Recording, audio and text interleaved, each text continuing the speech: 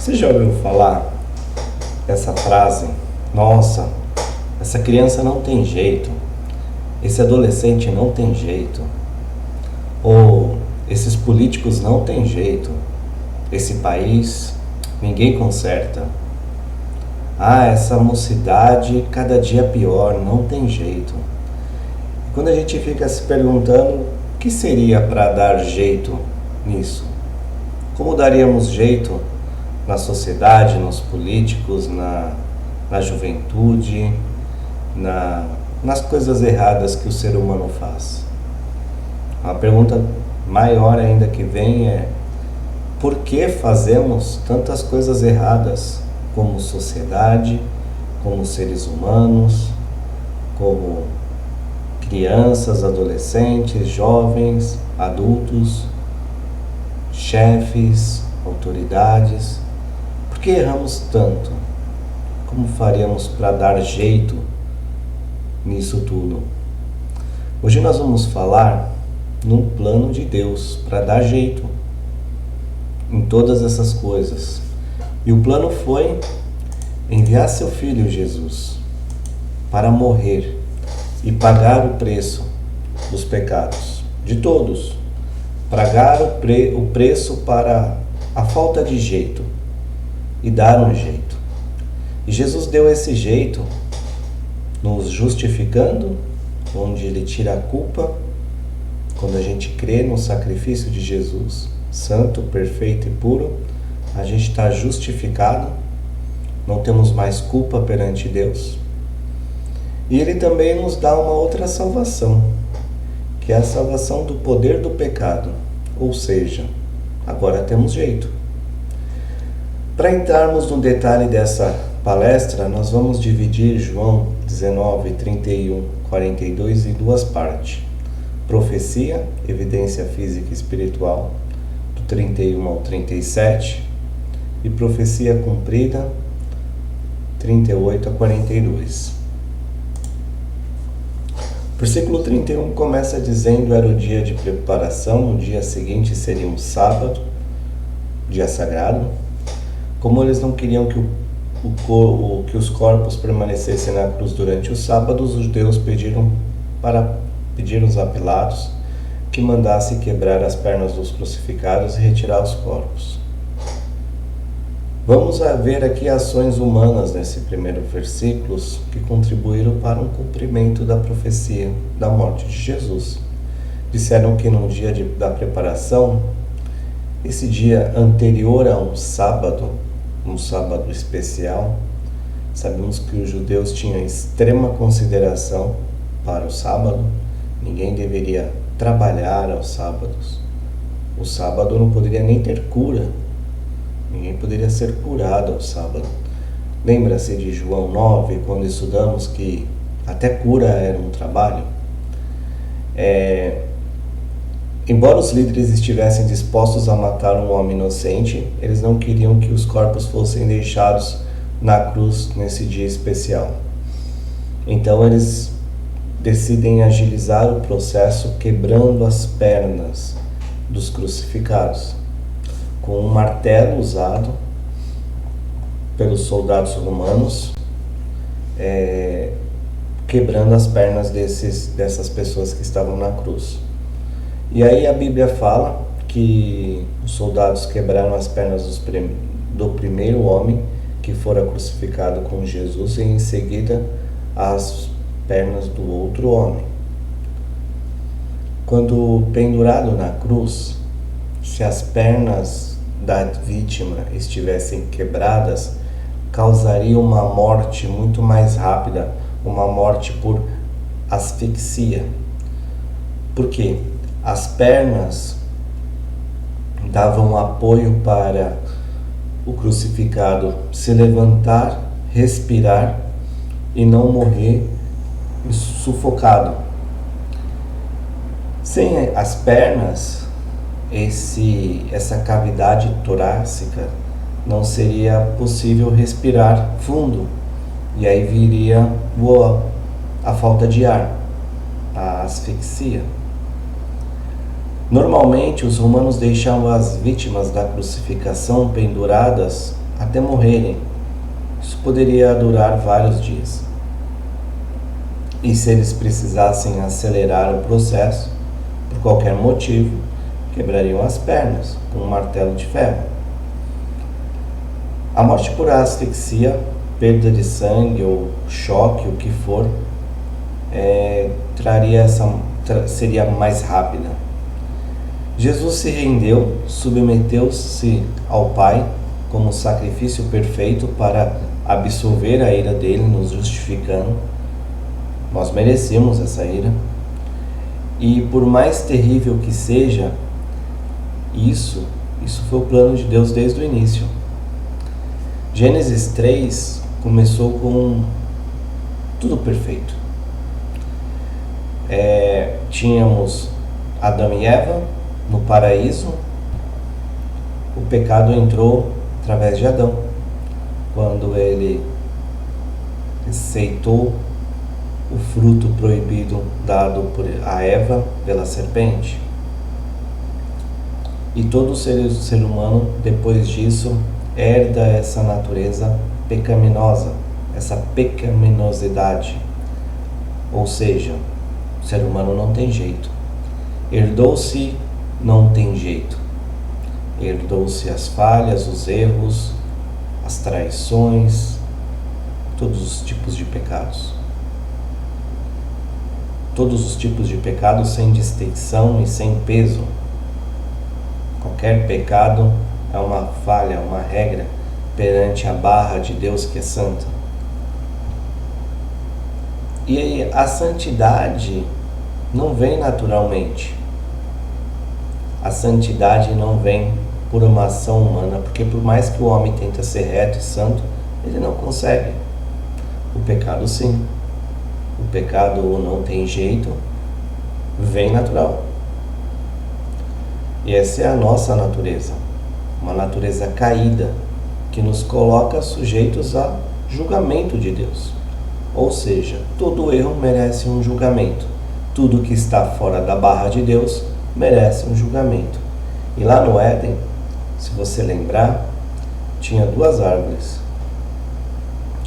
A do fruto proibido, que Satanás tenta, como estudamos na aula passada, come e você será igual a Deus.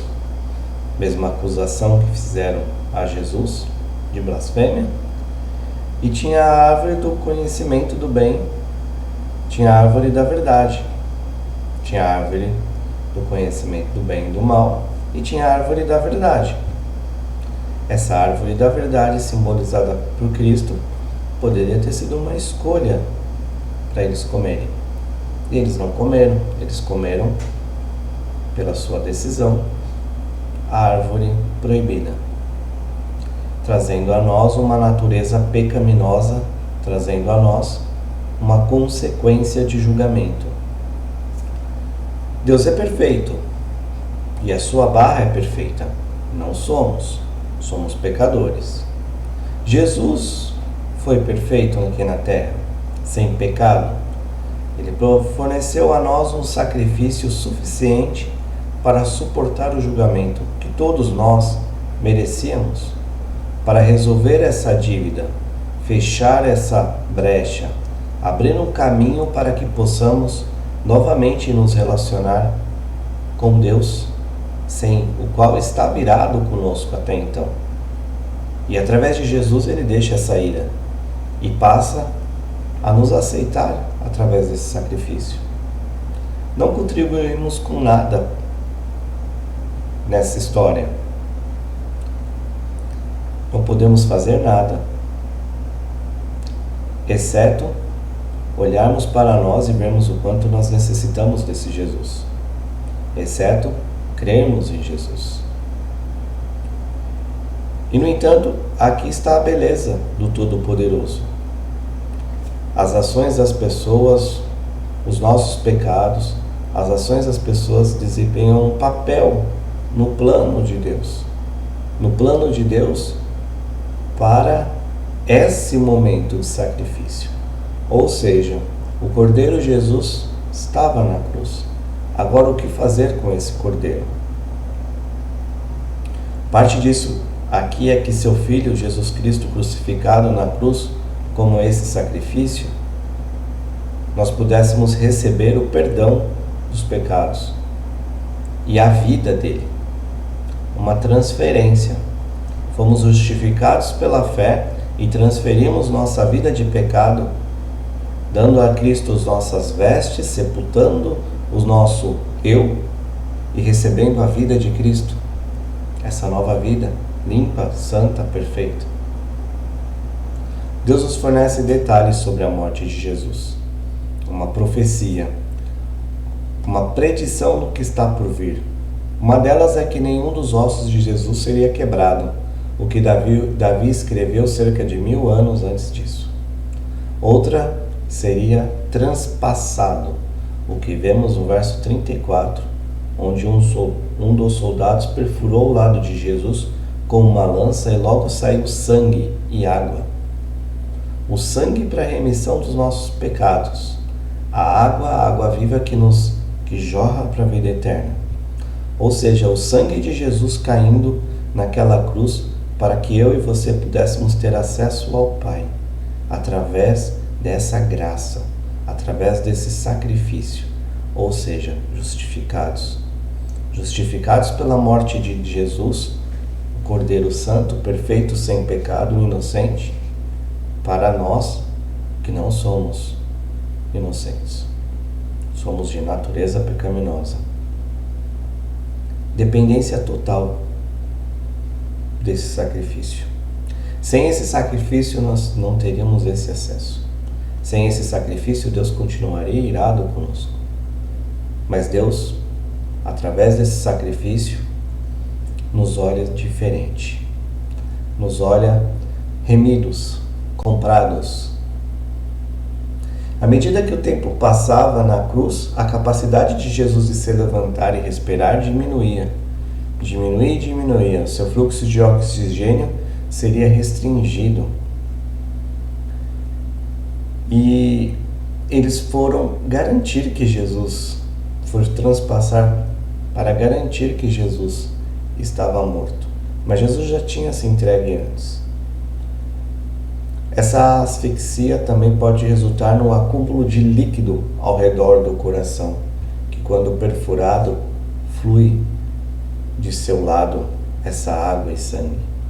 O lado perfurado confirmou a morte humana de Jesus e também cumpriu as profecias mencionadas por João. Jesus era realmente humano e morreu uma morte real. Sua morte apenas ajuda a confirmar a ressurreição, porque não há ressurreição sem morte. Uma morte tão brutal que você e eu não podemos entender a dor, a angústia, o sofrimento. Mas podemos olhar o testemunho de um homem descrito no verso 35.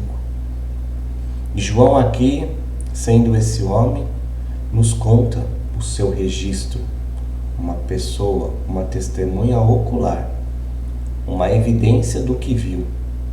Ele mesmo viu. Ele testifica a todos para que você e eu possamos acreditar. Essas coisas foram preditas antes de João. E agora ele estava dizendo, eu estava lá. Isso porque aconteceu, eu vi e posso dizer. João então se refere às profecias nos versos 36 e 37. Nós estamos falando aqui de Êxodo 12, Números 9, Salmo 34 e Zacarias 12. Muito importante para nós porque ele está afirmando toda a palavra de Deus é verdadeira e foi escrito por homens inspirados por Deus. Deus escolheu nos revelar quem Ele é, o seu plano redentor para uma humanidade caída que merecia o julgamento. Uma humanidade sem jeito. Não tem jeito essa humanidade.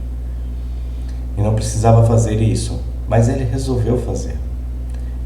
Ele escolheu comunicar com você, comigo, através da sua palavra. Deus se importa o suficiente conosco para revelar as suas verdades. Deus se importa o suficiente conosco para entregar o seu único filho em amor a nós, para revelar a verdade, para nos colocar em um caminho santo. A queda de toda a humanidade não é algo de se ignorar. A queda de toda a humanidade não é algo que nós podemos fechar os olhos e falar: não tem jeito. Deus não pensou assim. Deus arrumou um jeito. Deus nos dá o que precisamos saber para acreditar em Sua palavra. Sua palavra cumprida sobre a morte do seu Filho revela verdades espirituais. Podemos crer e ter certeza. Com isso, chegamos ao nosso primeiro princípio. Deus cumpre Sua palavra através da morte de Jesus. Como saber que você não tinha jeito, nascido numa natureza pecaminosa, e agora, através do sacrifício de Jesus, você passa a ter jeito? Como saber isso te encoraja a crer nele, a seguir e buscar essa salvação do poder do pecado diariamente? E como isso aproxima o teu caráter ao caráter de Cristo? Como isso te encoraja também a falar para aqueles que não crêem, aqueles que ainda não têm jeito, que eles possam passar a ter jeito, através do jeito da providência dada por Deus. Através da morte de Jesus temos a justificação pela fé. A ira de Deus não está mais sobre nós, onde transferimos nossa vida de pecado sepultada com Cristo e recebemos a sua justiça. E através da morte de Jesus temos poder sobre o pecado, vitória sobre o pecado. O pecado não mais te domina, não mais te escraviza. Nossa segunda parte, vamos falar, verso 38 a 42, vemos a profecia realizada, o cumprimento da profecia. Vemos mais uma vez o cumprimento de Deus em relação à profecia, versículo 38. Depois disso, José de Arimateia pediu a Pilatos o corpo de Jesus. José era discípulo de Jesus, mas o era secretamente porque tinha medo dos judeus. Com a permissão de Pilatos, veio e levou embora o corpo. Ora, José era na verdade membro do Sinédrio, conselho judaico. Por isso que ele era um seguidor, um discípulo de Jesus em secreto. Ele era um homem rico. Na verdade, ele é descrito em Lucas 23 como um homem bom, reto, que não consentiu com a decisão deles. E agora João descreve ele aqui. Muito provavelmente por causa de sua influência, que José obteve a permissão para enterrar o corpo de Jesus, junto com Nicodemos. Eles utilizaram cerca de 30 quilos de mirra e aloés para preparar o corpo para o sepultamento.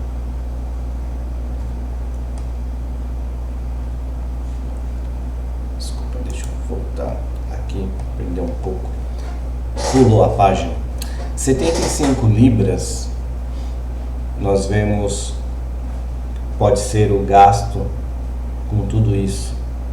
Costumes dos funerários judaicos envolviam lavar o corpo, cobri-lo com panos, especiarias ou óleos aromáticos, de modo que a fé secreta desses homens agora está se tornando bastante visível através dessas ações. Ou seja, pela fé, eles não têm mais culpa, não tem jeito. Eles passam a ter jeito porque ali estão sendo vistos por Deus como santos, santificados, justificados. Começamos a ver mudanças nesses discípulos secretos passando a ser discípulos declarados. pessoas que antes viviam escondidas, passando a se mostrar. Portanto, nós vemos apenas ações das pessoas, mas também o cuidado soberano de Deus. Nós não só estamos olhando para isso, para a ação humana, mas estamos olhando para o cuidado de Deus através do sepultamento de Jesus. Vemos isso nos versículos 41 e 42. No lugar onde Jesus foi crucificado havia um jardim, no jardim um sepulcro novo, onde ninguém jamais fora colocado. Por ser dia de preparação dos judeus, visto que o sepulcro ficava perto, ali colocaram Jesus ali. Eles prepararam o corpo de Jesus, colocaram num túmulo novo, num jardim privado. Mateus escreveu isso como novo túmulo de José, que foi escavado na rocha. Portanto, mais sacrifício da parte de José. No entanto, faz parte do cuidado de Deus, a sua provisão, o sepultamento de Jesus. Em Isaías 53 está profetizado que Jesus, embora desprezado e rejeitado pelos homens, estaria com os ricos em sua morte. Aqui estava o seu corpo. Como era o dia de preparação judaica e como o túmulo estava próximo, os colocaram lá no túmulo de um homem rico. Isso também nos aponta para uma outra realidade, a realidade da morte de Jesus, onde Deus estava preparando o lugar para a ressurreição. Sem morte não há ressurreição. Em seu sepultamento ele se identifica com os crentes, que também morrerão e serão sepultados. Mas antes de morrermos fisicamente, também morremos essa natureza pecaminosa, ou não tem jeito, a sepultamos com Cristo. Porque Ele vive, nós também viveremos. Porque Ele vive, nós vivemos espiritualmente. Este não é o fim da história. Podemos confiar. Um Deus que cuida de nós até mesmo na morte, no sepultamento, nos detalhes. Um Deus que vê nossa natureza decaída, nosso quebrantamento, a nossa confusão, os nossos medos, incertezas, inseguranças. Um Deus que nos ama. Um Deus que morreu por nós, que se entregou a uma morte vergonhosa e não tinha pecado. O capítulo 19 demonstra o cuidado de Deus por nós. Mesmo com as nossas falhas, com as nossas imperfeições. O capítulo 19 mostra o cuidado de Deus para aqueles que não têm jeito e passam a ter jeito por esse sacrifício. Seu cuidado por nós é confiável. Deus é confiável. É um atributo dele. E com isso nós chegamos ao nosso segundo e último princípio. O sepultamento de Jesus revela que o cuidado de Deus é confiável. O sepultamento de Jesus revela que o cuidado de Deus é confiável. Deus está tão preocupado com o seu caráter e essa natureza que você recebeu de Adão e Eva, que te salva do poder do pecado. Ele te justificou, como vimos na primeira parte, a transferência da sua velha natureza sepultada com Cristo, te deu uma vida nova, a vida de Cristo, sem pecado. E agora Ele também te santifica para que você tenha, para que você e eu tenhamos poder sobre o pecado. Além disso, Ele toma cuidado das pequenas coisas, dores emocionais, planos para o futuro, planos para os filhos ou planos para casamento, te dá forças para viver uma vida em Cristo, com o caráter de Cristo, reconciliado com Ele. Caído, com natureza pecaminosa, Deus provê saída. Te vê através do sacrifício, Efésios 1, te dá poder sobre a sua natureza, Maior cuidado do que esse não existe. Além disso, trabalha nos detalhes da sua vida, no jardim do seu coração, sepultando toda a inclinação pecaminosa, e as flores da verdade desse jardim do seu coração traz justiças e obras de Cristo na sua vida, podem ser vistas por todas as pessoas. Qual área da sua vida você precisa desse cuidado? Como isso te encoraja a levar esse cuidado aos outros que não têm jeito ainda. Deus te abençoe. Até semana que vem.